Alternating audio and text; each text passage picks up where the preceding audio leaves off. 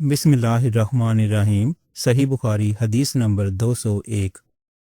रसूल अल्लाह सल्लल्लाहु अलैहि वसल्लम जब धोते या जब नहाते तो एक सा से लेकर 5 मद तक पानी इस्तेमाल फरमाते थे, और जब वज़ू फरमाते तो एक मद पानी से। सही बुखारी हदीस नंबर 202।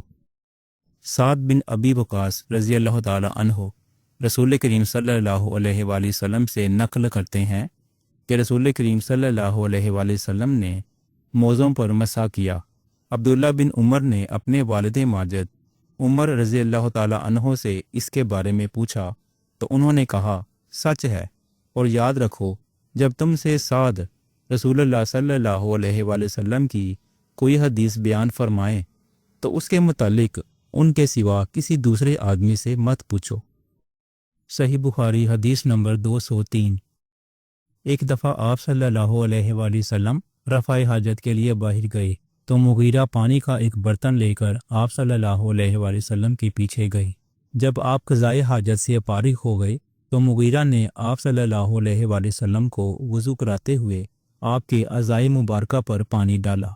आप सल्लल्लाहु अलैहि वसल्लम ने वज़ू किया और मौज़ों पर मसा फरमाया। सही बुखारी हदीस नंबर 204। जाफ़र बिन उमरो बिन उमैया ज़मरी को उनके बाप ने खबर दी कि उन्होंने रसूल करीम सल्लल्लाहु अलैहि वसल्लम को मौज़ों पर मसा करते हुए देखा। सही बुखारी हदीस नंबर 205। जाफ़र बिन उमरो अपने बाप से रवायत करते हैं कि मैंने रसूल करीम सल्लल्लाहु अलैहि वसल्लम को अपने अमामे और मौज़ों पर मसा करते देखा। इसको रवायत किया मोहम्मद ने याहिया से, वो अबू सलमा से। उन्होंने उमरों से मुताबत की और कहा कि मैंने रसूलुल्लाह सल्लल्लाहु अलैहि वसल्लम को देखा, आप वाकई ऐसा ही किया करते थे। सही बुखारी हदीस नंबर 206। मुगीरा कहते हैं कि मैं एक सफ़र में रसूल करीम सल्लल्लाहु अलैहि वसल्लम के साथ था तो मैंने चाहा कि वज़ू करते वक्त आपके मोज़े उतार डालूं। आपने फरमाया कि इन्हें रहने दो, क्योंकि जब मैंने उन्हें पहना था तो मेरे पाँव पाक थे, यानी मैं वज़ू से था। बस आप सल्लल्लाहु अलैहि वसल्लम ने उन पर मसा किया। सही बुखारी हदीस नंबर 207। रसूल करीम सल्लल्लाहु अलैहि वसल्लम ने बकरी का शाह ना खाया, फिर नमाज पढ़ी और वज़ू नहीं किया। सही बुखारी हदीस नंबर 208। जाफ़र बिन उमरो बिन उमैया ने अपने बाप उमरो को खबर दी कि उन्होंने रसूलुल्लाह सल्लल्लाहु अलैहि वसल्लम को देखा कि आप बकरी के शाना से काट काट कर खा रहे थे। फिर आप नमाज के लिए बुलाए गए तो आपने छुरी डाल दी और नमाज पढ़ी, नया वज़ू नहीं किया। सही बुखारी हदीस नंबर 209। सुवैद बिन नोमान रज़ियल्लाहु ताला अन्हो ने खबर दी कि फ़तह खैबर वाले साल वो रसूल करीम सल्लल्लाहु अलैहि वसल्लम के साथ सहबा की तरफ, जो खैबर के करीब एक जगह है, पहुँचे। आप सल्लल्लाहु अलैहि वसल्लम ने असर की नमाज पढ़ी, फिर नाश्ता मंगवाया गया तो सवाए सत्तू के और कुछ नहीं लाया गया। फिर आपने हुक्म दिया तो वो भिगो दिए गए। फिर रसूल करीम सल्लल्लाहु अलैहि वसल्लम ने खाया और हमने भी खाया। फिर मगरिब की नमाज के लिए खड़े हो गए, आपने कुली की और हमने भी। फिर आप सल्लल्लाहु अलैहि वसल्लम ने नमाज पढ़ी और नया वज़ू नहीं किया। सही बुखारी हदीस नंबर 210। हज़रत मैमूना ज़ौजा रसूल सल्लल्लाहु अलैहि वसल्लम ने बतलाया कि आप सल्लल्लाहु अलैहि वसल्लम ने उनके यहाँ बकरी का शाना खाया, फिर नमाज पढ़ी और नया वज़ू नहीं फरमाया। सही बुखारी हदीस नंबर 211। रसूलुल्लाह सल्लल्लाहु अलैहि वसल्लम ने दूध पिया, फिर कुल्ली की और फरमाया, इसमें चिकनाई होती है। इस हदीस में अकील के यूनस और साले बिन किसान ने ज़हरी से मुताबियत की है। सही बुखारी हदीस नंबर 212।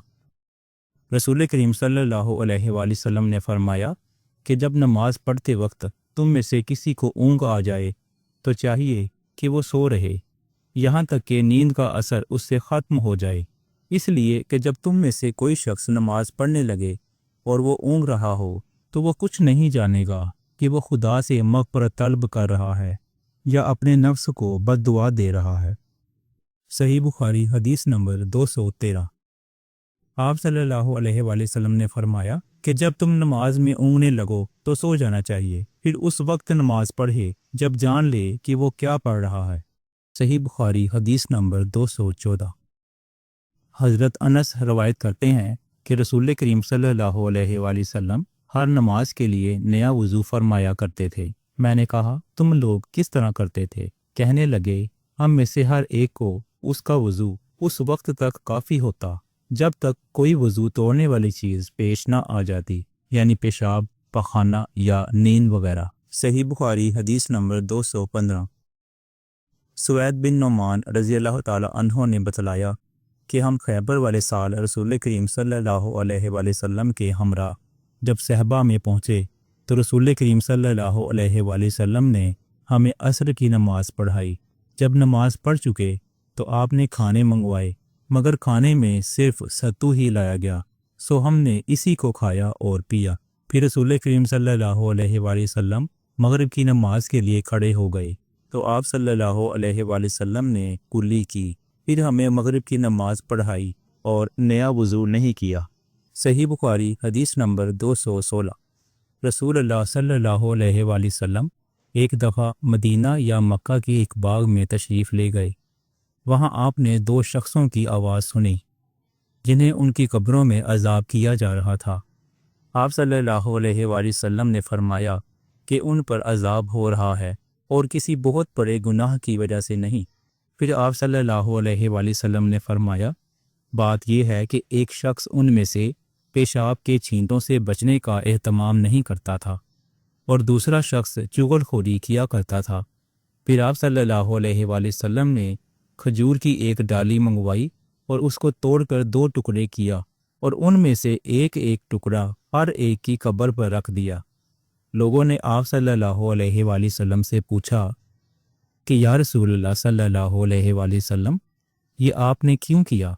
آپ صلی اللہ علیہ وآلہ وسلم نے فرمایا اس لیے کہ جب تک یہ ڈالیاں خشک ہوں شاید اس وقت تک ان پر عذاب کم ہو جائے۔ صحیح بخاری حدیث نمبر 217۔ انس بن مالک رضی اللہ تعالی عنہ روایت کرتے ہیں کہ رسول کریم صلی اللہ علیہ وآلہ وسلم جب رفع حاجت کے لیے باہر تشریف لے جاتے تو میں آپ کے پاس پانی لاتا، آپ اس سے استنجا فرماتے۔ صحیح بخاری حدیث نمبر 218۔ ایک مرتبہ رسول اللہ صلی اللہ علیہ وآلہ وسلم دو قبروں پر گزرے تو آپ صلی اللہ علیہ وآلہ وسلم نے فرمایا کہ ان دونوں قبر والوں کو عذاب دیا جا رہا ہے اور کسی بڑے گناہ پر نہیں۔